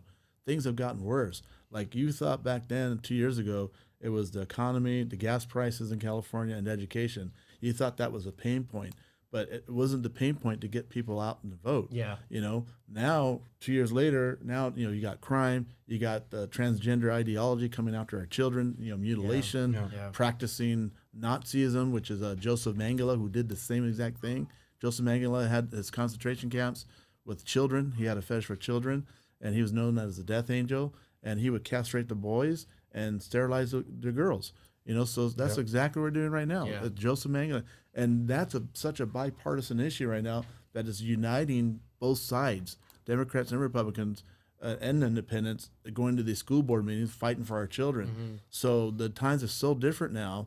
And now I've seen more Democrats that are coming over our side. And this last primary, I'm trying to remember the percentage of Democrats, but it was huge amount of Democrats in the primaries that in my district that didn't even come out to vote. They stayed home. There was very low voter turnout on their side. So we're really got a very unique situation up and down California, and there's a lot of us candidates, good, godly Christian candidates, grassroots candidates, not rhinos. That's why even our own party don't like us. You know, we get no support for our party outside just an endorsement. But you know, we have a very unique opportunity right now to really, as long as we have a fair election, that's the other issue too. You know, but we're just going to continue to trust God. I'm in it to win it. There's no slowing down. So yeah, I think amongst California, man, I remember one lady specifically at the watch party that we were at. You know, one lady was saying that there are actually more Republicans in California than is said, you know. So I think that's wholeheartedly true. I think that there's a lot more Republicans here in California, but as long as we have those fair elections, I think we would see that, you know, I think we would see California go red. 100%. Oh, I think it was red back in 2016. Right at 8 o'clock. Yeah. Right at 8 o'clock, they called it for Hillary. There's people still standing in line. It still was too close to call, you know, and they did the same thing in 2020 with Biden. So. Yeah, I was, you know, when I was talking about, you know, I brought up the whole Christian question because it is a big obstacle. And what I was thinking about is, you know, I was talking about before about, you know, the pro-life issue and how I would compare anybody who's pro-life, they already have to overcome that big obstacle, right? And I would say if you're pro-life and you're Christian, which usually is kind of one and the same, right? You're kind of fighting an uphill battle. So because, you know, again, the left has done a good job of putting that stigma on Christians and pro-life people, and we've failed. Going back to our conversation, we're talking about the church, you know, kind of standing by. To me, is because the church has allowed that narrative to take hold in the populace that the environment isn't friendly for candidates like you, right? It's just a reality. It's you know, you kind of have that extra stigma, if you will. And I think we're to blame for that as a church. We as conservatives are to blame for this because we need to create the environment that facilitates people like you coming into office. You know, people need to be receptive. So, you know, I say it's, you know, I like that you're doubling down on your, you know, Christianity, if you will, right? Because, you know, you're right. It's tempting to kind of heed that advice from the Republican Party to say, you know, hey, you need to tone down the whole Jesus thing. I can see how that's tempting, you know, because to be honest, that is probably a better strategy, if you will, in our worldly point of view. Right. But as believers, we obviously understand that, we're not going to deny Christ, right? Right. And so I rather fail and lose than deny the Lord and then have to kind of answer to that, right? So, but going back to the people out there that are afraid, what I would say is, my answer to that, I guess, would be, and I don't know, you could disagree, is that just because I'm a believer and I believe in Jesus, I mean, I'm a conservative. So I don't, for me specifically, because I believe in small government, I think this is where conservatives fail, is because I'm a conservative, you don't need to be afraid of me because I don't believe in giving more power to the government that would allow me to impose my beliefs in you to begin with. Yeah. Right, and I think that's where I go back to, like, my, like, your whole if you're in California, abortion. But even just with people my age, like, I feel like that's exactly what they look for when they see Christian conservative. They're like, oh, well, if they get in office, they're gonna impose their beliefs that's the on me. narrative. I'm like, dude, that's not what it is. They've bought into it, and I think it's a failure because conservatives, or even people like I'm not saying you're the problem, but people that run for office, I think need to do a better job of educating the public and what conservatism is. I mean, I'm assuming you sound like a conservative. I didn't ask you, but it's pretty obvious at this point that you are, right? But again, you're a conservative. I'm trying to take away power from the government, right? So I've said this to my family. I know this is gonna sound crazy, man. This might get me in trouble one day.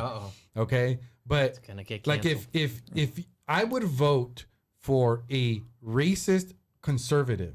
Like when people say like, oh, he's a racist, he's a KKK. But if he's a real conservative, meaning that he believes in small government, I mean, let's just assume that he's legitimate. He's not a rhino, right? Then why would I be afraid of the racist KKK conservative? Because if he's conservative, he believes in small government. So he's not going to be able to impose his racist beliefs. Like he's not going to, if he sticks to his beliefs and his values as a conservative, then that means he doesn't believe in Jim Crow laws, if you will.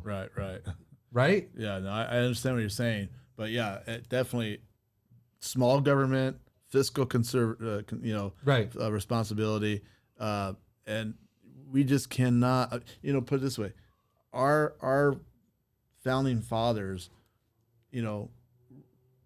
had a whole revolution over a 2% tax over a breakfast beverage. Right.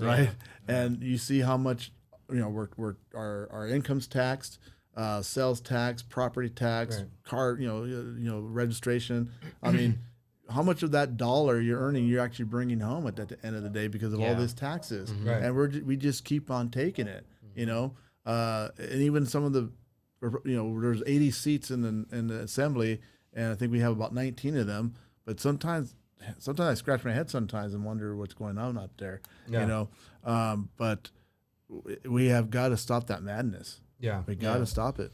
Yeah, I guess that's my my point is like we need to do a better job of in educating people on conservatism. There's no reason for you to be afraid of be afraid of the Democrats. They believe in government. They believe in more power, which is why they're doing everything they can right now to get rid of Sleepy Joe, because they don't want to lose the power. The power to what? The power to tax us, the power to regulate us, the power to basically enslave us like they've been doing, the power to continue to send money out to foreign countries for foreign wars. Well, in itself, and don't mean to cut you off, but like just in itself, you just did.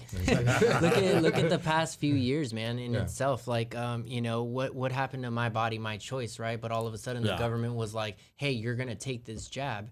And people were like, all right, cool. Yeah, Mr. Government, let me take the jab and then move on with my day. You know, what happened to, again, my body, my choice? The government wants to 100%, they just want to own you. So I would be afraid of the Democrats because of what they're planning. Once you're there to the point where they know they have you, they're not going to let you go. Right. Well, those Democrats that are in power, they're just straight up now communists. Oh yeah. They're not the JFK, the Kennedy Democrats anymore. They're so, and that's where the parties really, as far as like those regular people like us that are Democrats, they're disenfranchised now because they've gone so far to the left, so far to the left that they're probably maybe just 2 steps to the left, but the party itself is so far to the left that they're disenfranchised. So them staying home is a victory for us. Yeah. And then they don't like their candidates. They don't like the policies going on. I think the pain point's finally there. Yeah. And so they're prime now. We're gonna flip a number of those Democrats, and then the other ones who just can't vote for an R, no matter how much you might connect with them and how much you might like them. But if they do like me and I do meet them, they may like, well, you know what? I'm just going to stay home because I don't care for my party. I don't care for the candidate I have in my district. I remember Raul. I like him, but he's Republican, so I'm just going to stay home. Yeah, exactly. That's still a victory. Yeah. And that's going on. And then I was in the city of Downey, her city, and someone wrote. I was just passing out because the middle school was there, and so all the parents are lined up. So we're handing out notebooks with my campaign material, and this lady rolls down her window and says, "Hey, Raul, you got to expose your opponent. She's crooked, all this stuff, right?" Yeah. And because I'm a Democrat, and I'm going to be voting for you. Nice. A lot of people in their own city was really upset during that time, but yeah, right now we have a unique opportunity, and I think God's going to do some amazing things. Very cool. So I have 2 more questions, maybe. Oh, go ahead. Yeah, no. I just had a question, but if you want to go first, Okay, whatever. well, I'll go first. No, I just have 2 more questions because we don't want to go too long. So, being that you're in a blue stronghold, if you were to get in office, this is a question that I'm reluctant to ask because I think I have an answer for this question, how I would answer it, but I'm curious to know how you would answer this. How would you get things done? How will you work with, collaborate, compromise, if you will? How are you going to work with liberals? Because you're going to have to. How are you going to make things happen? He's probing, so you gotta answer good. All right. You know what? It was on Alfred's list, which I've been ignoring, and I saw that question. I'm like, I really don't want to ask this question, but I'm going to ask the question in a way that I like. I'm glad you did, because I'm not there to compromise. I'm there to stir things up, and I'm hoping and praying that there's enough of us. We need about we need 8 more new assembly people to go up there, and that would break the majority. But we really need a lot more than that to really get control back of California. But I'm not going to go there to play along and get along. That's the problem with the Republican Party right now. You answered the right way, Raul. I'm surprised. That's exactly Nice. how you answered that question. I saw Bill as a conservative. Aseli's. Yeah, I saw Bill Aseli's. I think it might have been from last week, where he's up there and the chairman just kept on cutting his mic off, and he just kept on going at it, even and then Gallagher, the lead for the Republican Assembly, he made a point of order and got his time back, and so Bill Aseli's went back up there and started talking again, and then they cut him off again, but he was relentless. That's a guy worth watching. Now, he may only be a one-termer because of that. Who knows? I hope he's not. But that's what the rest of the Republican Assembly need to do. They're just kind of, my understanding, what I've heard is that they're using him as the sacrificial lamb to do that. But that's the type of people we need to get into the assembly. We can't Somebody that's a fighter. Why are we going to be playing around with the enemy? Bro. They're communists. Exactly. They're communists. We got to take it back. You're saying all the right things right now. That's He's exactly. gonna go home and let me Google tell you and make sure. When I mentioned earlier of 1986, when I found out about the New World Order with the evangelists I traveled with, and from that moment on, I swore upon the altars of God to be an internal enemy to the New World Order and communism and anyone who's going to try to put their tyranny over the minds of man. Nice. Man, if you're listening to this and listen, guys, I've never heard anybody answer the question the right way. I get so frustrated when conservatives answer that question and try to make it seem like, well, I'm really good at.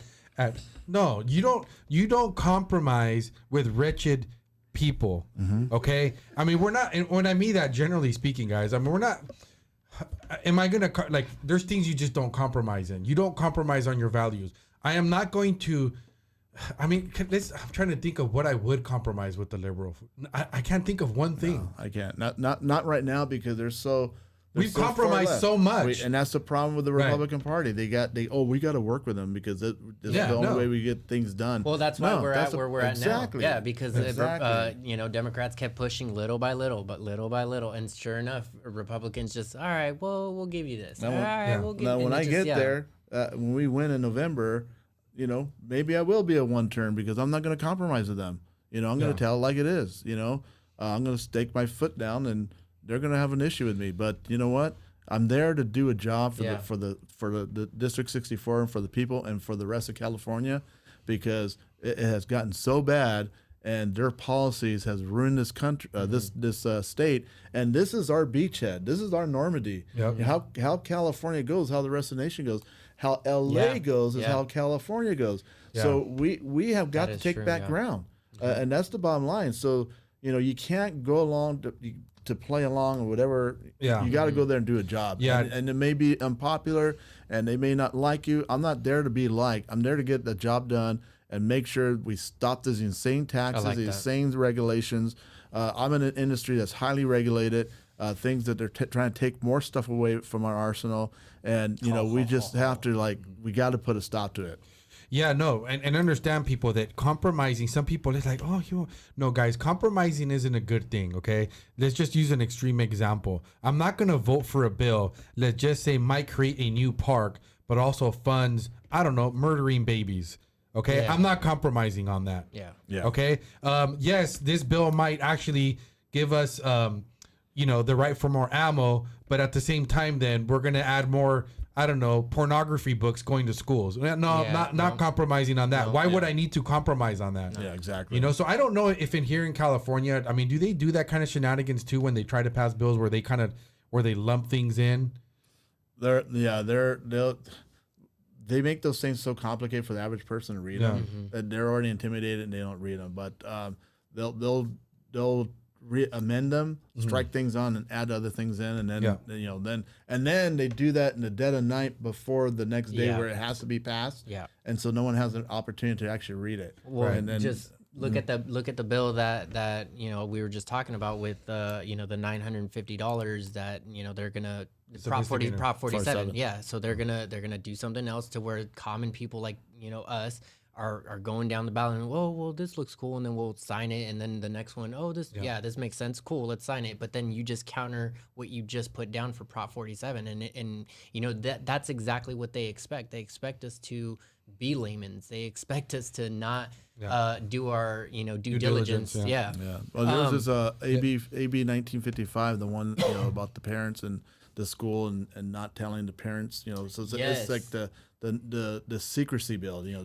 Tell the parents anything if they're gender affirming, and it just passed. Right? There's 80. Yeah, I did see that. There's 80 seats, right, in Assembly, and it was 60 to what was it? 60 to 15, right? So I'm scratching my head. What's wrong with this number? 60 to 15. So that's 75, right? So there's 80 seats, and I believe we have 19 seats, if I'm correct. 18 for sure. So 15 Republicans voted on it. Where were the other ones? Yep. Yeah. No, where were they? Did they abstain? Did they not go there for such an important bill? What happened? Bill, that bill was disgusting in itself because I actually looked it up and I read through it, and it upset me because of the simple fact that I have kids. And if the teacher's job is to teach my kids about the curriculum. Now, if she decides to say, hey, well, I'm transgender or whatever the case may be. Now, what happens if, let's say, a child decides to unalive themselves? Does that fall under that same principle where this kid's now thinking about this and goes and tells the teacher, and what the teacher just hides that from you as well? So then what happens if the kid just unalives themselves? Now the teacher's going to have a problem because I'm going to show up because you can't, to me, that's not okay. A teacher has no right to do that. And so the fact that it was passed in California, to everybody that voted for that, you guys are disgusting. Yeah. That bill was just disgusting in itself. What's your last question here, Ernest? So I do have a question. I'm a big advocate on the Second Amendment. That is my amendment. Okay. Yes. So my question to you is, what are your views on gun control laws and the Second Amendment itself? You know, when you look at the Second Amendment and the language there shall not be infringed upon. You know, the founding fathers are very thoughtful and intentional on the words that they used. So, you know, there's gun control. No, that's the bottom line. Someone's going to say, well, maybe what about the felons and this? You know what? If you're taking a strict reading of the Constitution and the Second Amendment, I don't think so. I don't think there should be gun control was done when you look at history. It was done in every communist nation takeover and they come in not right away but incrementally, and they start making these gun control laws to get the ultimate goal, and that's to strip you of your and America is the last stronghold for freedom, even though a lot of it's been ripped apart and taken from us, and that's the only thing. The reason why when you look at the shutdowns, you look at Australia and New Zealand. The only reason they didn't lock us up. Exactly, we had our Second Amendment rights, and that's why they didn't do it to us. Yeah. But they still have that plan. They still have the concentration camps throughout America. They're ready for that. You're sounding like a crazy. I've seen them. No, and the reason why I asked this, right, is because again, I love the freedom of owning firearms. The problem that I have with the whole Second Amendment here in California is because we're so overly regulated. Governor Newsom just passed 2 days ago on July 1st that there's going to be another 11% tax on everything that you buy. And at one point we were talking about, maybe a month or two ago, where they were trying to propose that every year you're going to have to re-register the gun you already purchased. So to me, it just started frustrating me, because now it just seems like I'm renting my gun. And not only did I pay taxes on that, but now I have to continuously pay more. I basically, again, I have to pay to rent my gun to myself. And it's frustrating because, we talk about gun laws and gun control, and you hear this all over everywhere, especially like in liberal states. They're like, oh, well, we need more gun control. Last time I checked, gun control didn't stop X amount of people from going and committing some crazy crimes. Look at Europe. Their death toll and violent crimes is skyrocketed with knives. So it doesn't matter. All that's a bunch of excuses because they want to get rid of our guns. So I'm totally against that. And so like for everything that's going on in California, I know a few people that carry, some maybe not in the proper ways. But from what I've spoken to them about, they're like, that's my God-given right to do. And especially with everything going on in the country, who's to say, I just saw a video yesterday of some guy here in California, and I forgot where, but he pulled out a knife to stab some guy in a car, because of whatever that they were going on. They were having an argument, or it was road rage, basically. So my thing is like, it's something as simple as like people just losing their crap in a split second, where it's just like, well, I'm going to pull out a knife. So now, you have this other defenseless person, and it's like, well, I don't carry because my state won't allow me to. Yeah, so you're at a disadvantage now. Yeah, so guys, we got to wrap it up. So where can the people find you? Yeah, they can go to my website, which is Raul Ortiz for FORassembly.com. That's Raul Ortiz for Assembly.com. And there you can connect with me, find out where I'm going to be. You can donate. We need donations. We need to build our war chest. The Democrats, they have far more money than we do, but ours grassroots, we have more guts, but we do need the war chest built. So go in there, chip in some dollars, 5, 10, 50, 100, wherever it is, but we need it. Again, Raul Ortiz for Assembly.com, and then also you have a place where you can volunteer. We need volunteers. You don't have to live in my district to donate. You don't have to live in my district to volunteer. This is a winnable district. We have a very short margin, and we can get this, but we need the volunteers and we need the money. Yeah, definitely, guys. And, I'm guilty of this, guys. I don't pay attention to local politics, but the reality is that they have more of a direct impact into your personal freedom than the federal government does. The decisions made at the local level are actually where, you know, really have a direct impact in your everyday life. And we could look at COVID as an example of how, you know, the local governments are the ones that have to kind of enforce and oppress us, really, right? And they're also the ones that can actually take a stand. You know, we saw sheriffs do it. We saw local police departments, different cities that refuse to uphold these things. And so it's important to pay attention to our local races. And, you know, I always tell you guys, you know, have a healthy distrust for anybody. Look into the man, go to his website, support him if you agree, if you support. I mean, obviously, you know, we're biased, we're conservatives here.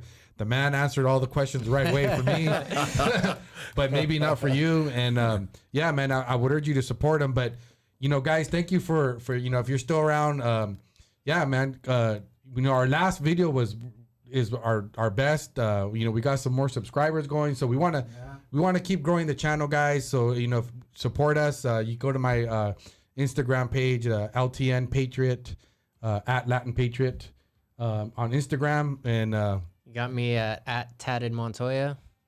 Yep. And Alfred, you want to say bye to the people? Oh no, how about Pastor? Where can they find you on Instagram? You have Instagram? Oh, well, yeah, if they go to my website, it has all the links there on Facebook, Instagram. Raul Ortiz for assembly.com. Yes. All right, guys. Thanks, man. Peace out. Thank you. Appreciate it. Thank you, everyone. Thank you.